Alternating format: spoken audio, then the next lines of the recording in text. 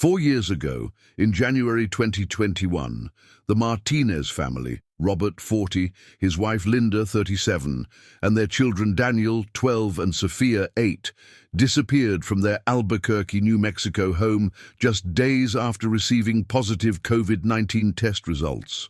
What began as a routine health scare plunged their extended family into tragedy and depression, leaving the community confused and authorities with more questions than answers. The police considered multiple possibilities but couldn't solve the case, causing outrage among relatives who never lost hope, fighting tirelessly for the truth to emerge. Before we continue, subscribe and hit the notification bell. Here, we reopen archived cases with respect and evidence. The Martinez family lived in a modest two-story house on the west side of Albuquerque, where Robert worked as a construction supervisor and Linda taught third grade at a local elementary school. They were the kind of family neighbors described as typical, involved in their children's school activities, regular churchgoers, and known for hosting backyard barbecues during summer months. But in January 2021, as the COVID-19 pandemic continued to grip the nation, their ordinary life would take an extraordinary and sinister turn. On January 15, 2021, both Robert and Linda began experiencing mild symptoms, fatigue, headaches, and loss of taste. Following health protocols, they scheduled COVID tests for the entire family.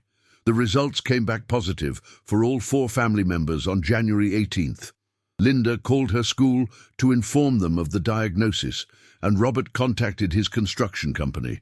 Both began the mandatory quarantine period, stocking up on groceries and preparing to isolate at home for 2 weeks. What happened next defied all logic and reason. According to their closest neighbor, Mrs.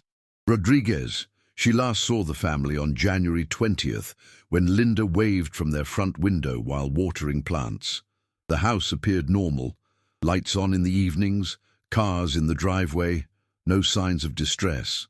But by January 25th, something felt wrong. The mail was piling up, newspapers lay scattered on the front porch, and an eerie silence had settled over the Martinez property. Mrs. Rodriguez, concerned about the family's well-being during their COVID isolation, decided to check on them. She knocked repeatedly, called their phones, and even tried peering through windows. The house was empty, not just quiet, completely abandoned. Food remained on the kitchen counter, children's toys were scattered in the living room, and family photos still lined the mantelpiece. It was as if the Martinez family had simply vanished into thin air, leaving behind all their possessions and their entire life. The initial police response was cautious. Officer James Peterson, the first responder to Mrs. Rodriguez's welfare check call, noted in his report that the house showed no signs of forced entry or struggle. Personal belongings, including wallets, purses, and Linda's jewelry, remained untouched. Both family cars sat in the driveway with keys still inside. The only unusual detail was that some clothing appeared to be missing from their wardrobes, suggesting they might have packed in a hurry. Detective Sarah Williams took over the case within 48 hours. Her investigation revealed disturbing inconsistencies. The family's cell phones had gone dark on January 23rd. All 4 devices simultaneously stopped connecting to cell towers around 11:30 p.m. Bank account activity showed no transactions after January 22nd, when Linda had withdrawn $300 from an ATM near their home. More puzzling still, security cameras from nearby businesses showed no footage of the Martinez family leaving their neighborhood during the time frame of their disappearance. As days turned into weeks, the case grew colder. Robert's brother, Miguel Martinez, became the family's voice in the media, pleading for information and criticizing what he perceived as a lackadaisical police investigation. They treated it like a routine missing persons case, Miguel told local news stations. 4 people don't just disappear during a pandemic. Something terrible happened, and nobody seems to care enough to find out what. The COVID-19 angle complicated everything. In January 2021, contact tracing was still a priority, but the Martinez family's positive diagnosis meant fewer people had recent close contact with them. Their isolation, initially a health precaution, became a barrier to the investigation. Detectives struggled to establish a timeline of the family's final days, relying mainly on digital footprints and neighbor observations. Theories multiplied as the investigation stagnated. Some suggested the family had fled due to COVID-related fears or financial difficulties. Others believed they might have been victims of a crime that went undetected due to their quarantine status. The most haunting theory was that they had succumbed to severe COVID complications, and their bodies were hidden by someone who panicked. But without evidence, all theories remained speculation, leaving the Martinez family suspended between the living and the missing, existing only in the desperate hope of those who loved them. The Martinez family's disappearance occurred during one of the most isolating periods in recent American history. January 2021 found the nation still grappling with COVID-19 restrictions, social distancing protocols, and a pervasive atmosphere of fear and uncertainty. For Detective Sarah Williams, this context made the investigation uniquely challenging. The very measures designed to protect public health had created a perfect storm for a family to vanish unnoticed. Williams' investigation began with reconstructing the Martinez family's final week. Phone records revealed that Linda had spoken with her sister Carmen on January 21st, describing mild COVID symptoms but expressing optimism about their recovery. Linda sounded tired but not scared, Carmen would later tell investigators. She was worried about missing too much school and mentioned that Daniel was upset about missing basketball practice. It was a normal conversation between sisters. The detectives' breakthrough came through digital forensics. Robert's work truck, equipped with a GPS tracking system, showed his final location on January 23rd at 10:47 p.m. in an industrial area of Albuquerque, approximately 15 miles from the family home. The truck was later found abandoned in the parking lot of a closed restaurant, keys missing, no signs of struggle. This discovery shifted the investigation's focus. The family hadn't simply walked away from their home. They had been taken somewhere. Security footage from nearby businesses provided haunting glimpses of the Martinez family's final movements. A gas station camera captured Robert's truck driving past at 10:52 p.m. on January 23rd. But the image quality was too poor to determine if Robert was driving or if anyone else was in the vehicle. A traffic camera 3 blocks away recorded the same truck turning toward a more desolate industrial section of the city. After that, the trail went cold. The COVID-19 isolation protocols that had initially seemed like a complication began revealing their own clues. Linda's detailed quarantine journal, discovered in their home, documented the family's declining health through January 22nd. Her final entry read, "Day 5 of symptoms, Robert feeling much better, kids bouncing back fast, looking forward to getting back to normal life, made soup for dinner. Daniel beat me at Monopoly again." The journal's mundane tone contrasted sharply with their subsequent disappearance. Williams interviewed the family's immediate circle, though COVID restrictions limited face-to-face meetings. Robert's construction crew hadn't seen him since January 15th, when he'd left work early feeling unwell. Linda's teaching colleagues described her as dedicated and reliable, someone who wouldn't abandon her students without explanation. The children's friends and teachers painted a picture of a normal, happy family with no apparent enemies or reasons to flee. Financial investigations revealed no red flags. The Martinez family lived within their means, had modest savings, and carried no significant debts. Robert's construction business was steady, and Linda's teaching salary provided stability. There were no large cash withdrawals, no suspicious financial transactions, and no evidence of hidden assets or secret accounts. Whatever had happened to the family, it wasn't motivated by financial desperation or criminal involvement on their part. The medical angle proved equally puzzling. Dr. Patricia Valdez, the family's physician, confirmed that their COVID-19 cases appeared mild based on their symptoms and virtual consultations. None of the family members had underlying conditions that would make them high risk for severe complications. The doctor had expected them to recover fully within 2 weeks. "I've been practicing medicine for 20 years, Dr. Valdez told investigators. The Martinez family's symptoms were textbook mild COVID cases. There's no medical reason they should have disappeared. As the investigation entered its second month, public interest began to wane. The pandemic dominated headlines, and the Martinez case became another tragic story lost in the chaos of 2021. Local news stations moved on to other stories, and social media attention drifted to more sensational cases. But for Miguel Martinez and the extended family, each day brought renewed anguish and determination. They organized search parties, distributed flyers, and maintained a constant social media presence, refusing to let their loved ones be forgotten. The 1-year anniversary of the disappearance brought renewed media attention, but no new leads. Detective Williams, now working the case part-time due to budget constraints, admitted to reporters that the investigation had reached an impasse. "We followed every lead, interviewed every contact, and analyzed every piece of evidence," she said. "The Martinez family simply vanished. It's the most baffling case of my career."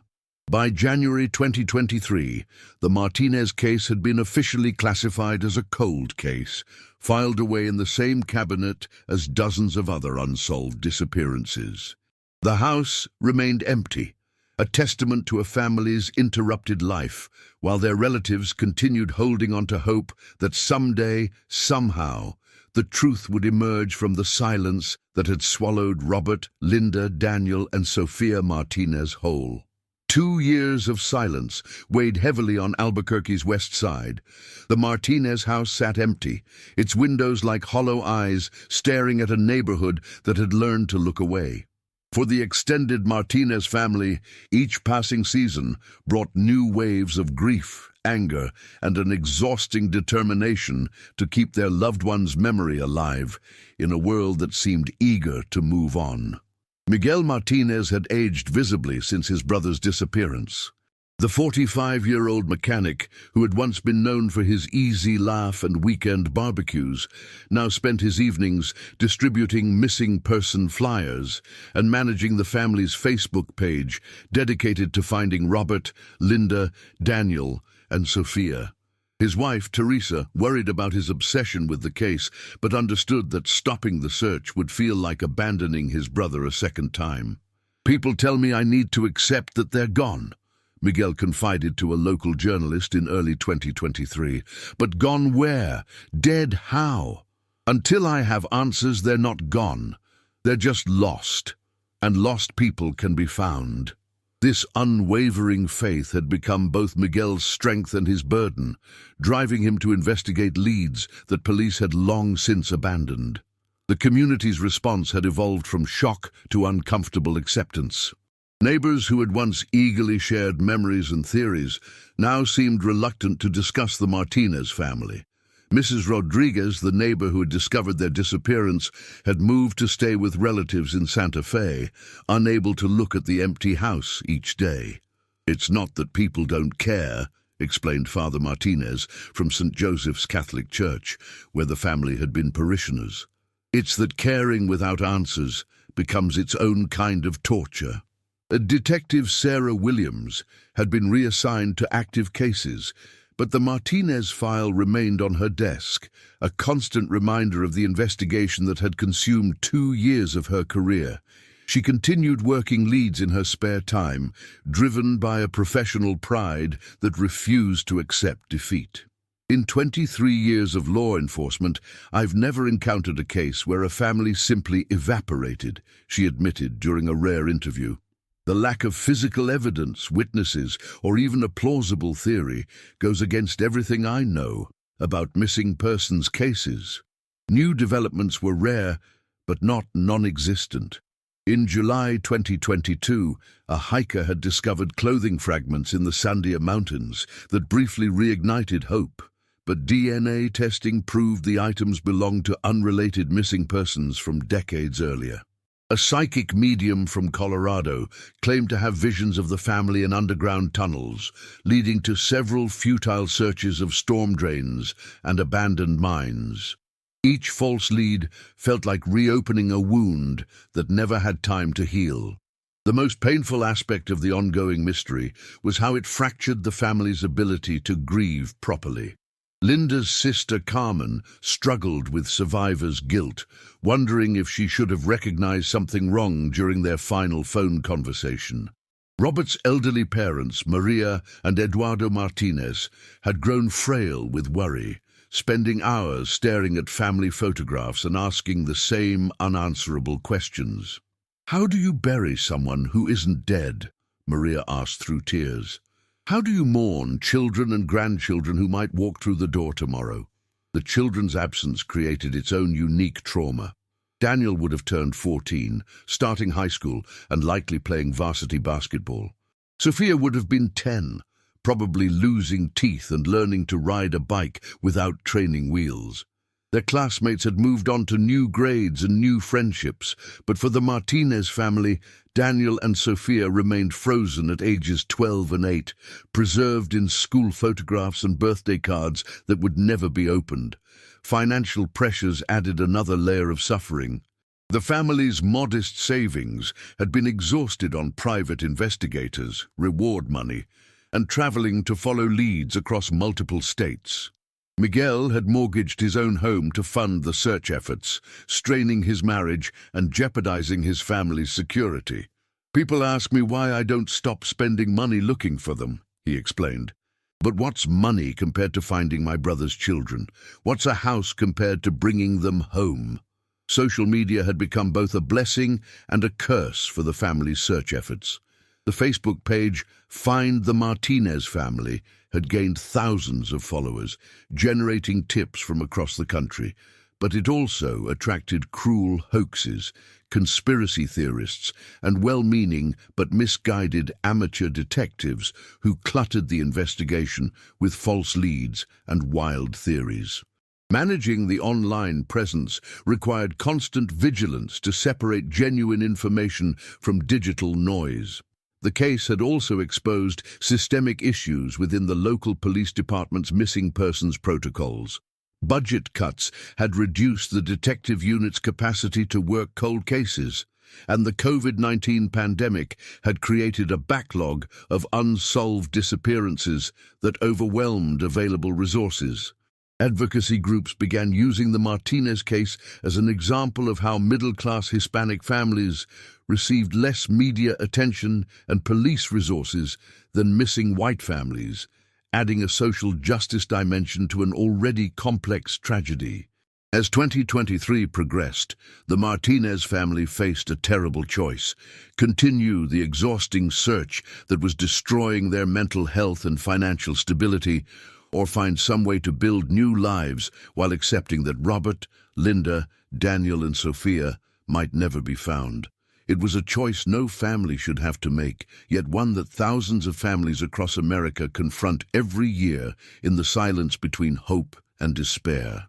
The Martinez house stood as an unwitting monument to interrupted lives.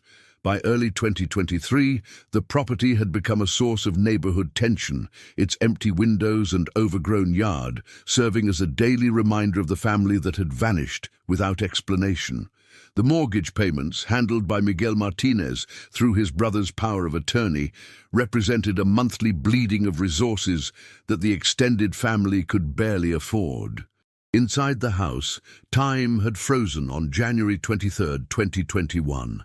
Linda's coffee cup still sat on the kitchen counter, a thin film of dust coating its rim. Daniel's homework lay half-finished on the dining room table, math problems that would never be solved. Sophia's favorite doll remained propped against her bedroom pillows, waiting for a little girl who would never return to claim it. Miguel visited monthly, ostensibly to check on the property, but really to sit in his brother's living room and try to understand what had happened in those final hours. The psychological toll on the extended family had become severe. Carmen, Linda's sister, had developed panic attacks whenever her phone rang unexpectedly, her mind racing with hope that it might be news about her missing sister and fear that the news might be devastating. She had started avoiding family gatherings, unable to bear the sight of empty chairs where Robert, Linda, Daniel, and Sophia should have been sitting. "Every holiday feels like a funeral," she confided to her therapist, "except there are no bodies to bury, no closure to find." Detective Williams had made an unusual decision in late 2022. She began visiting the Martinez house during her off-duty hours, walking through the rooms and trying to absorb details that might have been missed during the official investigation. The house spoke to her in ways that evidence reports could not. She noticed how the family photos showed a progression of happiness, vacation pictures, school events, birthdays, that suggested no underlying family discord. The children's rooms revealed typical kid concerns. Daniel's walls covered with basketball posters and Sophia's collection of stuffed animals arranged with the careful precision of an 8-year-old. One discovery particularly haunted Williams. Linda's journal entries from their COVID quarantine revealed a woman making plans for the future. She had written about Daniel's upcoming basketball tryouts, Sophia's interest in taking piano lessons, and a family vacation they hoped to take that summer to visit Robert's cousin in Denver. These weren't the writings of someone planning to disappear or someone living in fear. They were the mundane thoughts of a mother expecting her family's life to continue normally. The investigation had explored every conventional explanation for the family's disappearance. Witness protection relocation was ruled out. The family had no criminal connections or testimony that would warrant such protection. Cult involvement was investigated but dismissed after extensive background checks revealed no religious extremism or recent changes in the family's spiritual practices. Human trafficking was considered, but the Martinez family didn't fit typical trafficking victim profiles, and taking an entire family, including school-aged children, would be exceptionally unusual for trafficking operations. Financial crimes had been thoroughly examined and dismissed. Robert's construction company books were clean, his employees reported no unusual behavior, and there were no large insurance policies that would provide motive for staged disappearance. Linda's teaching position offered no access to significant funds or sensitive information. The family's tax returns showed consistent, modest income with no red flags that would indicate involvement in illegal activities. The medical mystery angle had also reached dead ends. Dr. Valdez maintained that the family's COVID symptoms were mild and improving. There was no evidence of severe complications that might have required emergency hospitalization at an undisclosed facility. Mental health records showed no history of depression, psychosis, or other conditions that might explain a family murder-suicide or planned disappearance. By all accounts, the Martinez family had been physically and mentally healthy when they vanished. Technology forensics had exhausted every digital lead. Cell phone records showed normal family communications until the evening of January 23rd, when all 4 phones went offline simultaneously. Computer analysis revealed typical family internet usage: Robert checking work emails, Linda browsing teaching resources, the children playing age-appropriate games and watching videos. There were no unusual searches, no communications with suspicious contacts, and no evidence of the family researching how to disappear or start new lives elsewhere. The most maddening aspect of the case was its completeness. Most missing persons investigations have loose ends, witness accounts that don't quite match, financial irregularities or behavioral changes that suggest something was wrong. The Martinez case had none of these inconsistencies. It was as if a perfectly normal family, living a perfectly ordinary life, had been erased from existence with surgical precision, leaving behind no clues about who might have wanted to erase them or why. Miguel Martinez had developed his own theory over the 2 years of searching. He believed his brother's family had witnessed something they shouldn't have seen, and someone with significant resources and connections had eliminated them to prevent testimony or disclosure. You don't make 4 people disappear this completely without serious planning and serious power, he told anyone who would listen. But despite his conviction, he had no evidence to support this theory, no idea what Robert might have witnessed, and no suspects with the capability to orchestrate such a thorough disappearance. As spring 2023 arrived, the Martinez case had become a study in the limitations of modern investigative techniques when confronted with a truly perfect crime. Every lead had been followed, every theory explored, every technological resource deployed. Yet somewhere in Albuquerque or beyond, the truth about what happened to Robert, Linda, Daniel, and Sofia Martinez remained locked away, waiting for the right key to unlock its secrets. The first week of March 2023 brought an unexpected turn to the Martinez case, though it would be weeks before anyone realized its significance. Tony Castillo, a 34-year-old auto mechanic, had purchased the old garage belonging to Eduardo Martinez, Robert's deceased grandfather, from the estate through a county auction. The property had sat vacant for 8 years since the elder Martinez's death, its corrugated metal walls and oil-stained concrete floor holding nothing but memories and outdated equipment. Castillo's plan was simple: renovate the space into a modern automotive repair shop, honoring the building's original purpose while updating it for contemporary business needs.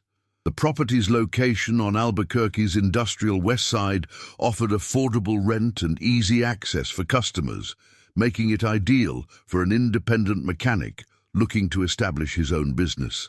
What he hadn't expected was to become an unwitting participant in the city's most baffling missing persons case. The garage had been Eduardo Martinez's pride and joy from 1987 until his death in 2015. The old man had built a reputation for honest work and fair prices, serving the Hispanic community with a mechanic's integrity that had become rare in an industry often marked by distrust. Robert Martinez had worked alongside his grandfather as a teenager, learning not just about engines and transmissions, but about treating customers like family. Those memories made the garage's 8-year abandonment particularly poignant for the Martinez family, who had lacked the resources to maintain or renovate the property after Eduardo's passing. Castillo began clearing out the space on March 3, 2023, starting with decades of accumulated clutter. Old tires, rusted tools, and automotive parts from the 1980s filled several dumpsters as he worked to create a clean slate for renovation. The work was tedious and dusty, requiring him to explore every corner of the building, including storage areas and crawl spaces that hadn't been touched in years. It was in one of these forgotten spaces that Castillo would make a discovery that changed everything. Behind a false wall constructed from old plywood and hidden by a workbench, Castillo found a space approximately 4 feet wide and 6 feet deep. The hidden area wasn't unusual for old garages. Mechanics often created storage spaces for valuable tools or parts. But what Castillo found inside wasn't automotive equipment. Carefully folded and preserved in plastic bags were clothes belonging to the Martinez family: Robert's work shirts, Linda's teaching blouses, Daniel's basketball practice gear, and Sofia's school uniforms. The discovery was so unexpected that Castillo initially didn't recognize its significance. He assumed the clothes belonged to Eduardo Martinez's family and had been stored for sentimental reasons. It wasn't until he noticed a basketball jersey with D. Martinez 23 printed on the back that he realized these might belong to the missing family he'd heard about on local news. The jersey looked too new to have belonged to Robert during his teenage years working at the garage, suggesting it belonged to Daniel, who would have been wearing similar uniforms during his final basketball season. Castillo called his girlfriend, Maria Santos, who worked as a secretary at the police department. She immediately recognized the potential significance of the discovery and advised him to call Detective Williams rather than disturbing the scene further. The clothes were clean, carefully folded, and showed no signs of damage or violence. They appeared to have been placed in the hidden space deliberately by someone who knew the garage's layout and had access to the property after Eduardo's death. Detective Williams arrived at the garage within 2 hours of Castillo's call, bringing with her a forensics team and a sense of cautious excitement she hadn't felt since the investigation began. The hidden space was photographed extensively before anything was moved, and each piece of clothing was carefully documented and bagged for evidence processing. The discovery represented the first physical evidence related to the Martinez family found in over 2 years, potentially breaking the case wide open. The clothes told their own story through forensic analysis. DNA testing confirmed they belonged to all 4 missing family members. The garments were clean, but showed signs of recent wear. These weren't clothes that had been stored for years, but items that had been worn shortly before the family's disappearance. More intriguingly, the clothes had been washed with a detergent brand different from what the Martinez family typically used, suggesting they had been cleaned by someone else after the family vanished. The hidden location raised troubling questions about who had access to Eduardo's garage and why they would choose this specific location to hide evidence. The property had been secured with a standard padlock after Eduardo's death, but the lock could have been easily cut and replaced without detection. More disturbing was the implication that someone familiar with the Martinez family history had deliberately chosen Eduardo's garage as a hiding spot, suggesting intimate knowledge of family connections and locations. If this case has already gripped you, leave a like. It helps the Martinez family's story reach more people. The discovery also revealed the calculated nature of whatever had happened to the family. Someone had not only made them disappear, but had taken time to carefully preserve and hide their clothing in a location with personal significance to the Martinez family. This wasn't a crime of passion or opportunity, but something planned and executed with chilling precision by someone who understood the emotional geography of the family's life. The discovery of the Martinez family's clothing in Eduardo's garage transformed the investigation from a missing persons case into something far more sinister. Detective Williams, now working the case full-time again due to the new evidence, assembled a task force that included FBI behavioral analysts and forensic specialists. The hidden clothes suggested they were dealing with someone who had intimate knowledge of the Martinez family's history and psychology. Someone who knew that hiding evidence in Eduardo's garage would add an extra layer of cruelty to an already devastating crime. Forensic analysis of the clothing revealed disturbing details that painted a picture of the family's final hours. Fabric analysis showed traces of industrial cleaning solvents not commonly found in household laundry, suggesting the clothes had been cleaned in a commercial or industrial setting. More troubling were microscopic fibers embedded in the fabric that didn't match anything in the Martinez home, synthetic materials consistent with rope or restraints, indicating the family had been bound at some point after their disappearance. The garage itself underwent extensive forensic examination. Luminol testing revealed traces of biological material in the main work area, though the samples were too degraded to determine their origin or age. The hidden compartment showed evidence of recent construction. Someone had modified Eduardo's original storage space within the past few years, creating a more sophisticated hiding place designed specifically for concealing evidence. Tool marks on the wood suggested the work had been done by someone with construction experience, immediately drawing attention back to Robert's professional background. Detective Williams developed a new theory. The Martinez family had been targeted by someone from Robert's construction world who knew about Eduardo's garage and understood its emotional significance to the family. The construction industry in Albuquerque was relatively small, with overlapping crews and subcontractors who often worked together on different projects. Someone in Robert's professional circle would have known about his grandfather's garage and might have had access to industrial cleaning facilities. The investigation began focusing on Robert's recent construction projects, particularly jobs he had supervised in the months before the family's disappearance.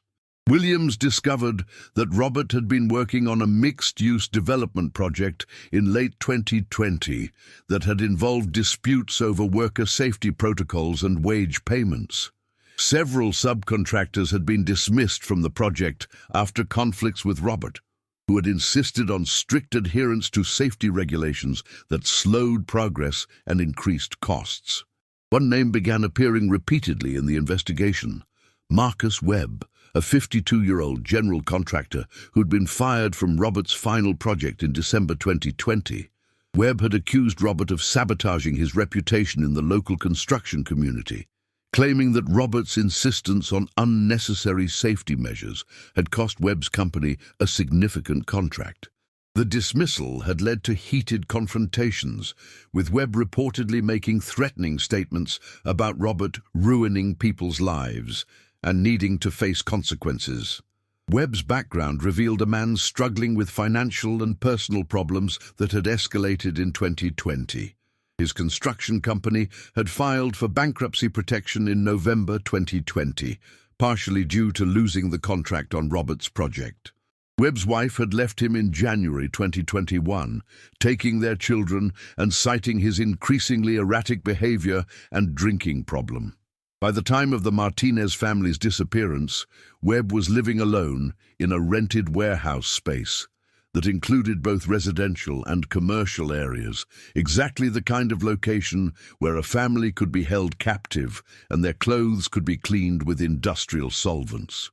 Surveillance footage from businesses near Webb's warehouse showed his truck making unusual trips during the nights of January 22nd and 23rd, 2021. The timestamps corresponded with the Martinez family's disappearance window, and the route Webb traveled passed within 2 miles of the Martinez home. More damning was security footage from a 24-hour laundromat showing Webb washing large loads of clothing at 3 a.m. on January 24th, just hours after the Martinez family's phones had gone dark. The investigation into Webb's activities revealed a pattern of escalating behavior that suggested careful planning rather than impulsive violence. He had conducted online searches about missing persons investigations, forensic evidence collection, and body disposal methods in the weeks before the Martinez family disappeared. Webb had also researched the Martinez family's schedule, accessing Linda's school website and Daniel's basketball team roster through public records. This wasn't a crime of passion, but a calculated act of revenge that had been planned for weeks. Webb's psychological profile, developed by FBI behavioral analysts, painted a picture of a man who blamed Robert Martinez for the collapse of his life. The loss of the construction contract had triggered a domino effect: business bankruptcy, marital dissolution, and social isolation that left Webb consumed with rage and a need for retribution.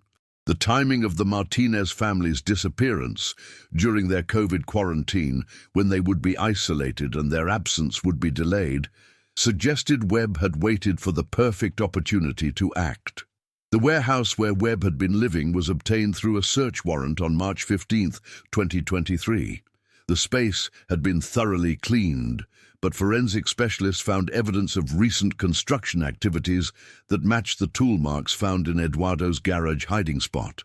More significantly, they discovered industrial cleaning supplies consistent with the solvents found on the Martinez family's clothing and rope fibers that matched those embedded in the fabric evidence. But Webb himself was nowhere to be found.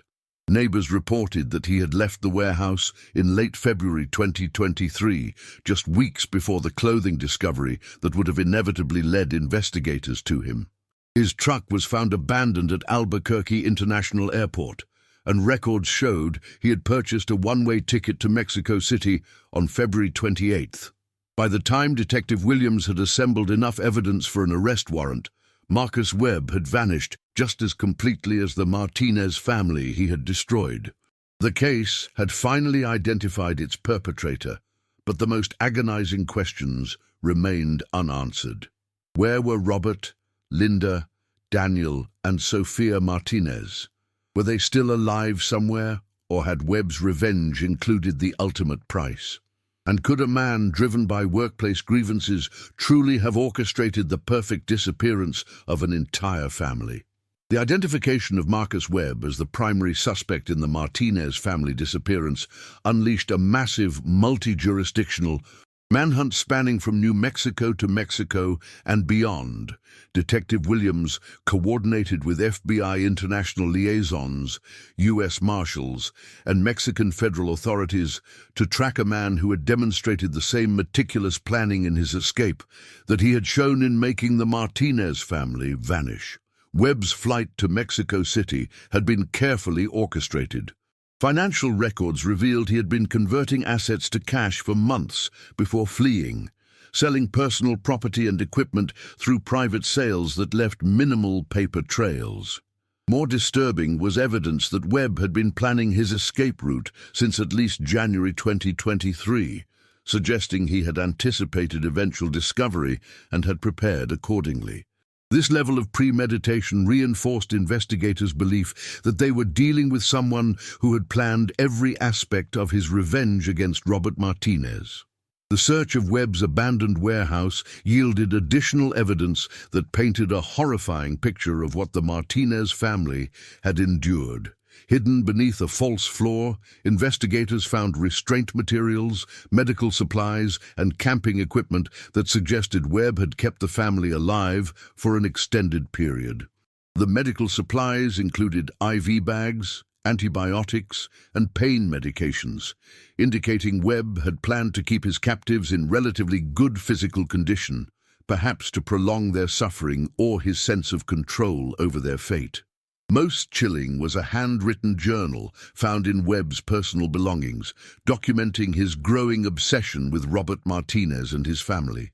Entries dating back to December 2020 revealed Webb's escalating paranoia and rage, describing Robert as the man who destroyed my life and detailing surveillance activities that had allowed Webb to learn the family's routines. The journal entries became increasingly disturbed as Webb's personal life collapsed, culminating in a final entry dated January 20th, 2021. Time for Robert to understand what losing everything feels like. The journal also contained references to locations outside Albuquerque, where Webb claimed to have prepared the final solution. FBI analysts interpreted these entries as indicating that Webb had transported the Martinez family to a secondary location, possibly in the desert areas surrounding New Mexico or in the mountainous regions of Colorado, where Webb had previously worked construction projects. The vast, sparsely populated terrain offered countless possibilities for concealing evidence, making the search for the family's remains a daunting challenge. International cooperation proved crucial as the investigation followed Webb's trail through Mexico. Mexican authorities confirmed that Webb had entered the country legally with his passport, but had quickly disappeared from official monitoring. Surveillance footage from Mexico City Airport showed Webb meeting with an unidentified individual who appeared to have been waiting for him, suggesting he had prearranged assistance for his Mexican escape. This accomplice had helped Webb vanish into the vast network of American expatriates and fugitives who had found refuge in Mexico's less monitored regions. The manhunt expanded to include Webb's known associates and family members who might be assisting his flight from justice. His ex-wife, Sarah Webb, cooperated fully with investigators, providing insights into Marcus's psychological deterioration and confirming that she had feared for her own family's safety during the final months of their marriage. He became obsessed with blame, she told investigators. Everything bad that happened to him was someone else's fault. When he lost that construction contract, Robert Martinez became his scapegoat for everything wrong with his life.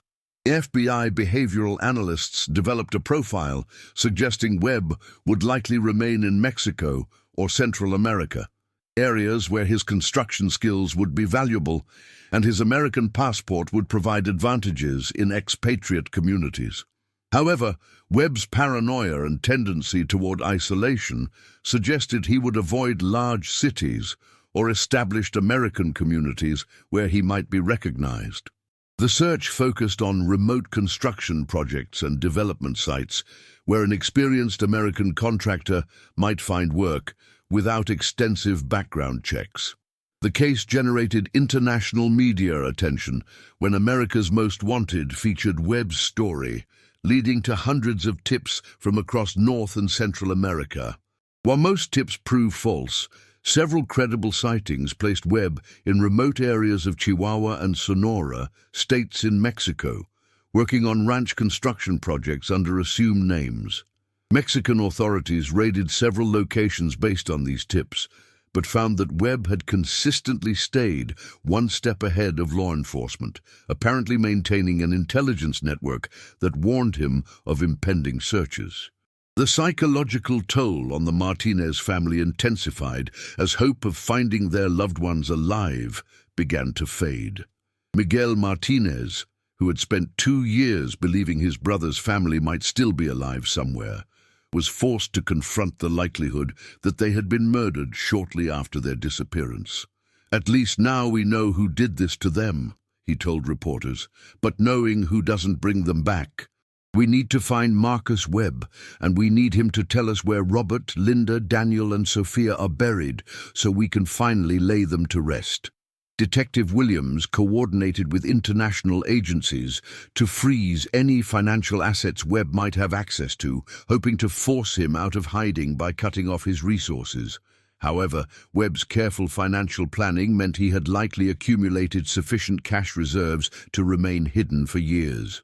More concerning was intelligence suggesting Webb had made contact with criminal organizations in Mexico that specialized in helping fugitives establish new identities and disappear permanently. The search for Marcus Webb had become a race against time and geography. Every day he remained free was another day the Martinez family's final resting place remained unknown, denying their loved ones the closure that comes with proper burial and justice. In the vast wilderness of the American Southwest and northern Mexico, countless locations could conceal the evidence Webb needed to hide. Finding him would require not just international cooperation and advanced investigative techniques, but the kind of persistence that had kept the Martinez case alive when everyone else had given up hope. 6 months after Marcus Webb's identification as the primary suspect, the international manhunt had generated leads across 3 countries, but no arrests. Webb had proven as adept at evading capture as he had been at making the Martinez family disappear.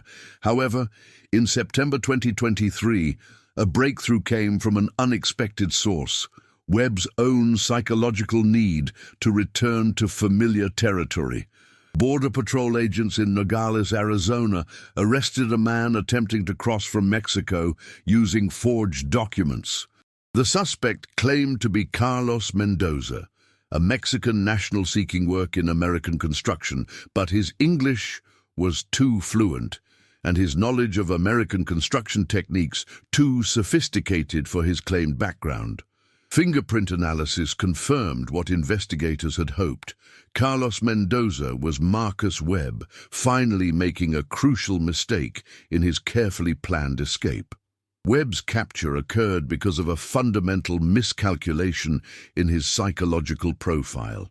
FBI analysts had predicted he would remain in Mexico indefinitely, but Webb's paranoia about Mexican authorities and his need to access frozen financial accounts in the United States had driven him to attempt re-entry. He had been living in a remote area of Sonora State, working construction jobs for cash, but his American identity and behavior had made him increasingly conspicuous in small Mexican communities where strangers were noticed and remembered. During initial questioning, Webb maintained his Carlos Mendoza identity and claimed to know nothing about any missing family. However, confronted with forensic evidence from his warehouse and Eduardo's garage, as well as his own journal entries, Webb's resistance began to crumble.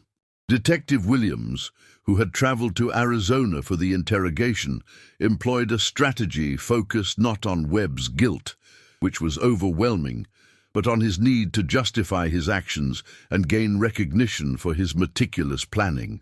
"You spent months planning this," Williams told Webb during a recorded interview. "You studied the family, learned their routines, waited for the perfect opportunity. This wasn't a random crime. This was sophisticated and calculated. But all that planning means nothing if nobody understands what you accomplished." The appeal to Webb's ego proved effective.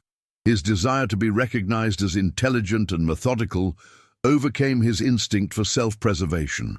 Webb's confession, delivered over the course of 3 days in September 2023, revealed the horrifying details of what had happened to the Martinez family. On the evening of January 23, 2021, Webb had entered the Martinez home using keys he had stolen from Robert's construction truck weeks earlier. The family was weakened by COVID symptoms and unable to resist effectively when Webb used zip ties to restrain them and forced them into his van at gunpoint. Webb transported the family to his warehouse, where he had prepared a makeshift prison in a soundproofed section of the building. His initial plan had been to hold them for several days, forcing Robert to understand what it felt like to lose everything before killing them. However, Webb's psychological need for control extended the family's captivity for nearly a week as he played elaborate psychological games designed to torment Robert by threatening his wife and children. The details of the family's final days were almost unbearable to hear. Webb had forced Robert to watch as he terrified Linda, Daniel, and Sophia, using their fear to punish Robert for the perceived destruction of Webb's life. He had documented the family's suffering with photographs and video recordings that he claimed gave him a sense of power and control he had lost when his business failed. These recordings, which Webb led investigators to during his confession, would become crucial evidence for prosecution. Webb's account of the murders was methodical and cold. On January 29, 2021, after a week of psychological torture, he had killed each family member individually, forcing the others to watch as punishment for Robert's arrogance in firing him. He had used industrial plastic sheeting to wrap the bodies and had disposed of them in a remote area of the Gila National Forest in southwestern New Mexico, where he had previously worked on a logging road construction project. The location Webb described was approximately 200 miles southwest of Albuquerque, in a rugged wilderness area where few people ventured and where bodies could remain hidden indefinitely. Webb had chosen the site specifically because his construction work had given him knowledge of the terrain and confidence that the remains would never be discovered accidentally. He had spent 2 days digging graves in frozen ground, burying the Martinez family in a location marked only by GPS coordinates he had written in a code in his journal. Recovery teams reached the burial site on September 28, 2023, nearly 3 years after the Martinez family's disappearance. The remote location required helicopter transport for investigators and equipment, emphasizing how thoroughly Webb had planned to ensure the family would never be found. Ground-penetrating radar confirmed the presence of remains buried at the exact coordinates Webb had provided, finally ending the mystery of what had happened to Robert, Linda, Daniel, and Sophia Martinez. The excavation took 4 days, conducted with meticulous care to preserve evidence and treat the family's remains with dignity. DNA analysis confirmed the identities of all 4 family members, and forensic examinations supported Webb's confession about the timeline and manner of their deaths. The Martinez family had been found at last, bringing closure to a case that had haunted Albuquerque for nearly 3 years. Miguel Martinez was present during the recovery operation, finally able to bring his brother's family home after years of searching. "They're not lost anymore," he said through tears. "Marcus Webb took them away from us, but he couldn't keep them forever. They're coming home now." Jude, the discovery marked the end of one of the most extensive missing persons investigations in New Mexico history and the beginning of justice for a family whose only crime was being connected to a man consumed by rage and revenge. Marcus Webb's trial began in March 2024, nearly 3 years after the Martinez family's disappearance and 6 months after their remains were discovered in the Gila National Forest. The case had generated intense media attention throughout the Southwest, becoming a symbol of how workplace grievances and personal failures could escalate into unthinkable violence when mental instability went unchecked. The prosecution, led by District Attorney Maria Santos, presented a methodical case that traced Webb's psychological deterioration from a successful contractor to a man consumed by blame and revenge. Evidence included Webb's own journal entries documenting his growing obsession with Robert Martinez, forensic evidence from the warehouse prison where the family had been held, and Webb's detailed confession describing the planning and execution of his crimes. The prosecution argued for the death penalty, citing the particularly heinous nature of the crimes and the psychological torture inflicted on innocent children. Webb's defense attorney attempted to argue diminished capacity due to mental illness, claiming that his client's bankruptcy, divorce, and social isolation had created a psychological break that impaired his judgment. However, the extensive evidence of premeditation, including months of surveillance, careful financial planning for his escape, and the sophisticated hiding of evidence, undermined claims that Webb had been acting irrationally. His methodical approach to both the crimes and his subsequent escape demonstrated a clear understanding of right and wrong.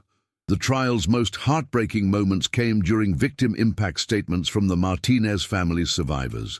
Miguel Martinez spoke about watching his elderly parents die of broken hearts while searching for their missing grandchildren. Carmen described the panic attacks that still paralyzed her when she heard news about missing persons cases.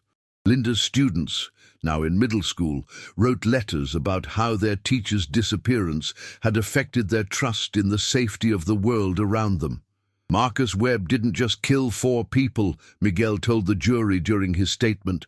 "He murdered our entire family's ability to feel safe, to hope, to trust that tomorrow will be normal. He turned every phone call into a potential nightmare, every knock on the door into a moment of terror." The Martinez name will forever be associated with this tragedy, and our children will grow up knowing their relatives were victims of a monster's revenge. Detective Sarah Williams testified about the 2-year investigation that had consumed her professional life and changed her perspective on the limitations of law enforcement when confronting truly calculated evil. "In 24 years of police work, I've never encountered someone who could plan suffering with such precision," she told the court. Marcus Webb didn't just want to kill the Martinez family. He wanted to erase them so completely that their loved ones would never have closure. That level of cruelty requires a special kind of evil. The jury deliberated for 6 hours before returning guilty verdicts on all counts: 4 counts of first-degree murder, kidnapping, conspiracy, and numerous other charges related to the crimes.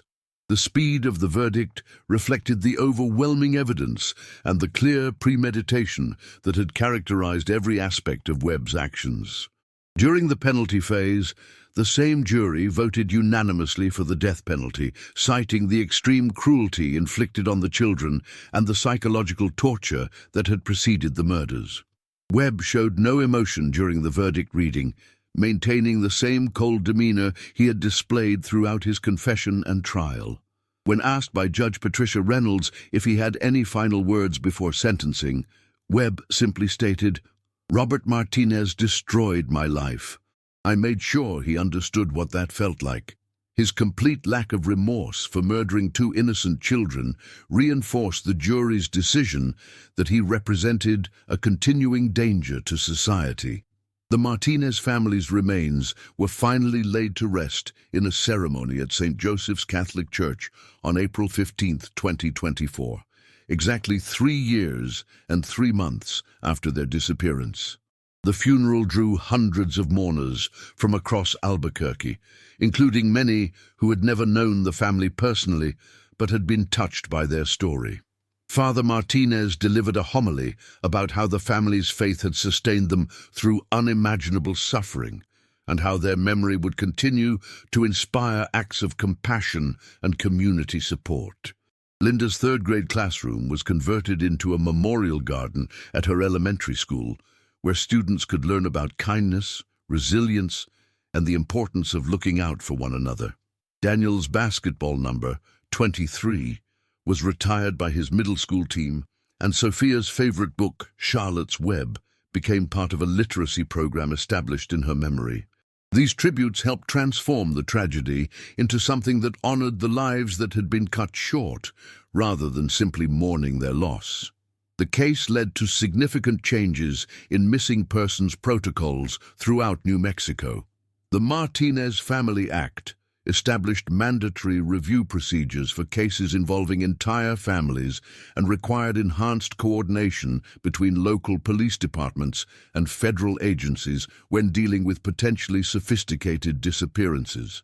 Detective Williams was promoted to head the state's new Missing Persons Task Force, bringing the experience she had gained from the Martinez investigation to help other families avoid similar tragedies. Miguel Martinez used his brother's life insurance settlement to establish the Martinez Family Foundation, which provides resources for families of missing persons and funds advanced training for law enforcement officers investigating disappearance cases. "Robert, Linda, Daniel, and Sophia can't be brought back," Miguel explained at the foundation's launch. "But maybe we can help other families find their missing loved ones faster, or prevent other Marcus Webbs from turning workplace disputes into family annihilation." The empty Martinez house was eventually sold, with proceeds going to the Memorial Foundation. The new owners, a young couple with 2 children, were aware of the property's history, but chose to see it as an opportunity to bring life and laughter back to a place that had witnessed too much sorrow. They planted a garden in the backyard where Daniel and Sophia used to play, creating beauty from ground that had been watered with too many tears. Eduardo Martinez's garage, where the case had finally broken open with the discovery of the family's clothing, was preserved as part of Tony Castillo's renovation. A small plaque near the entrance honors the memory of the Martinez family and acknowledges the role the building played in bringing them justice.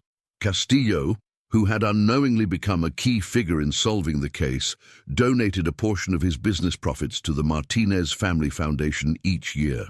Marcus Webb remains on death row at the New Mexico State Penitentiary, where he will likely spend years awaiting execution while his appeals process unfolds. His case has become a study subject for criminal psychology programs, examining how financial and personal failures can escalate into revenge fantasies that destroy innocent lives. Webb continues to show no remorse for his crimes, maintaining that Robert Martinez deserved what happened to his family. The Martinez family's story serves as a stark reminder that evil can emerge from the most mundane circumstances. Workplace disputes, financial pressures, and personal disappointments that millions of people face without resorting to violence. Their tragedy illuminates both the vulnerability of ordinary families to extraordinary evil and the power of community persistence in demanding justice for the innocent.